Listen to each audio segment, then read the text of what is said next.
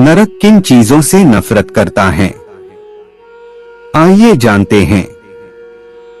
एक उपहार तभी अलसी और पवित्र है जब वह हृदय से किसी सही व्यक्ति को सही समय और सही जगह पर दिया जाए, और जब उधार देने वाला व्यक्ति दिल में उस उपहार के बदले कुछ पाने की उम्मीद ना रखता हो। ऐसा कोई नहीं है जिसने भी इस संसार में अच्छा कर्म किया हो और उसका बुरा अंत हुआ हो, चाहे इस काल में हो या आने वाले काल में। जो भी मनुष्य अपने जीवन आध्यात्मिक ज्ञान के चरणों के लिए दृढ़ संकल्पों में स्थिर है, वह समान रूप से संकटों के आक्रमण को सहन कर सकते हैं, और निश्चित रूप से यह व्यक्ति खुशियां और मुक्ति पाने का पात्र है।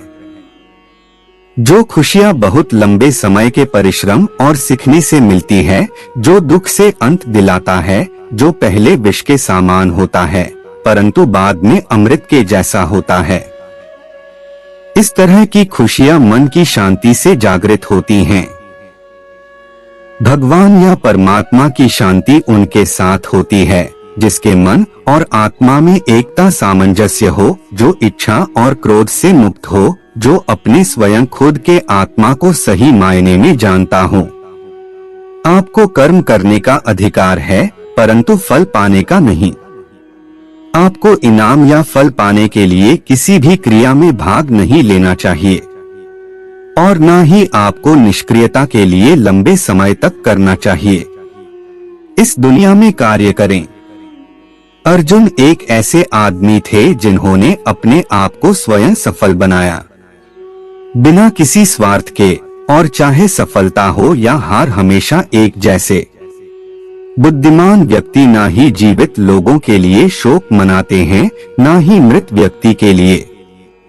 ऐसा कोई समय नहीं था जब तुम और मैं और सभी राजा यहाँ एकत्रित हुए हों, पर ना ही अस्तित्व में था और ना ही ऐसा कोई समय होगा जब हम अस्तित्व को समाप्त कर देंगे।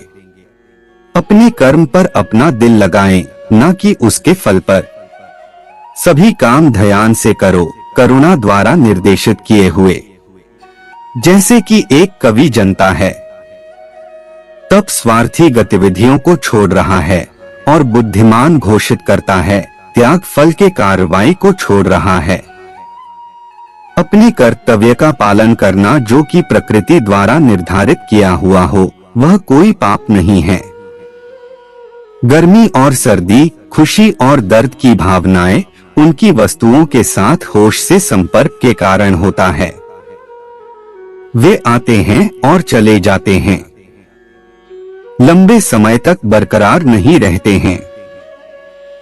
आपको उन्हें स्वीकार करना चाहिए। मैं आत्मा हूँ जो सभी प्राणियों के हृदय दिल से बंधा हुआ हूँ। मैं साथ ही शुरुआत हूँ, मध्य हूँ और समाप्त भी हूँ सभी प्राणियों का।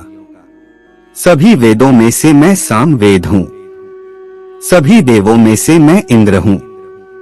सभी समझ और भावनाओं में से मैं मन हूँ। सभी जीवित प्राणियों में मैं चेतना हूँ। हम जो देखते निहारते हैं वो हम हैं, और हम जो हैं हम उसी वस्तु को निहारते हैं। इसलिए जीवन में हमेशा अच्छी और सकारात्मक चीजों को देखें और सोचें। यह तो स्वभाव है जो कि आंदोलन का कारण बनता है।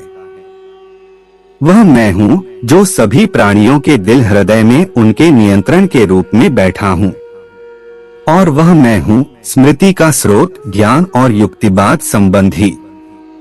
दोबारा मैं ही अकेला वेदों को जानने का रास्ता हूँ। मैं ही हूँ जो वेदों का मूल रूप हूँ और वेदों का ज्ञाता हूँ।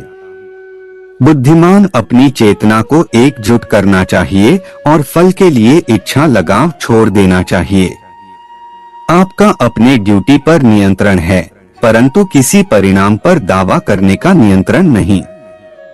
असफलता के डर से, किसी कार्य के फल से भावनात्मक रूप से जुड़े रहना सफलता के लिए सबसे बड़ी बाधा है, क्योंकि यह लगातार कार्यकुशलता को परेशान करके धैर्य को लूटता है। इंद्रियों की दुनिया में कल्पना सुखों की एक शुरुआत है और अंत भी, जो दुख को जन्म देता है। मेरे प्रिय अर्जुन, केवल अविभाजित भक्ति सेवा को मैं समझता हूँ। मैं आपसे पहले खड़ा हूँ और इस प्रकार सीधे देख सकता हूँ। केवल इस तरह से ही आप मेरे मन के रहस्यों तक पहुँच सकते हो। हजारों लोगों में से कोई एक ही पूर्ण रूप से प्रयास कर सकता है, और वो जो पूर्णता पाने में सफल हो जाता है, मुश्किल से ही उनमें से कोई एक सच्चे मन से मुझे जानता है। स्वार्थ से भरा हुआ कार्य इस दुनिया को कैद में रख देगा।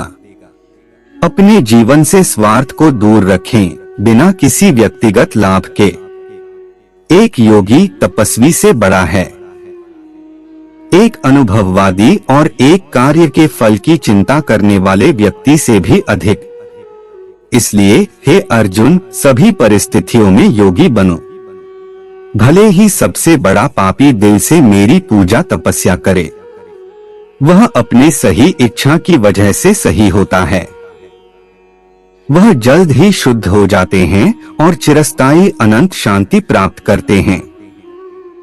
इन शब्दों में मेरी प्रतिज्ञा है, जो मुझे प्रेम प्यार करते हैं वह कभी नष्ट नहीं होते।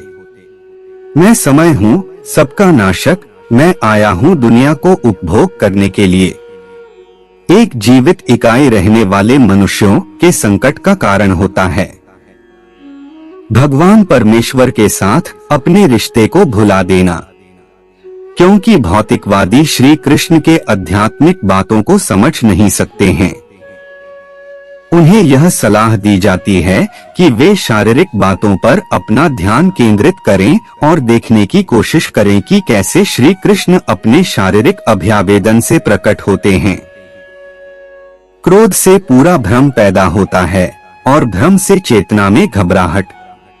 अगर चेतना ही घबराया हुआ है तो बुद्धि तो घटेगी ही, और जब बुद्धि में कमी आएगी तो एक के बाद एक गहरे खाई में जीवन डूबती नजर आएगी।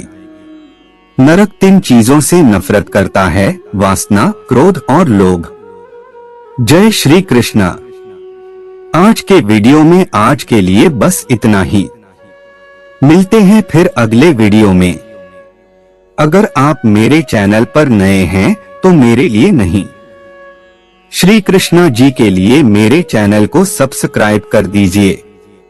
जय जय राधे कृष्णा।